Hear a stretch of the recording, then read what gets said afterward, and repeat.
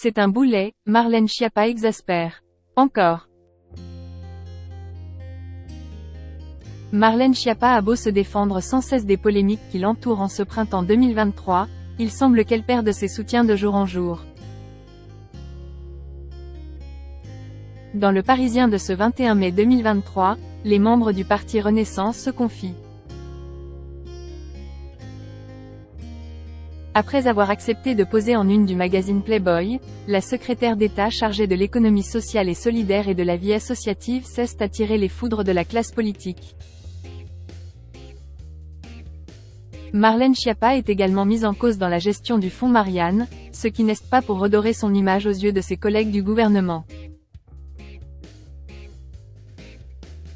Certains se plaignent de cette présence médiatique, comme le révèle Le Parisien de ce 21 mai 2023. C'est un boulet pour nous. Il faut qu'elle parte au prochain remaniement, confie un cadre du parti Renaissance.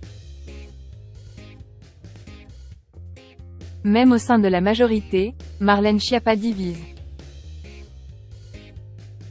Alors que la secrétaire d'État chargée de l'économie sociale et solidaire était auparavant connue pour ses actions concrètes sur le terrain, en plus de son aura médiatique, elle semble aujourd'hui n'attirer l'attention que parce qu'elle se retrouve au centre des polémiques. Un temps chouchou du gouvernement Macron, il est bien difficile aujourd'hui de lui trouver des soutiens. Marlène Schiappa, admiratrice de Brigitte Macron.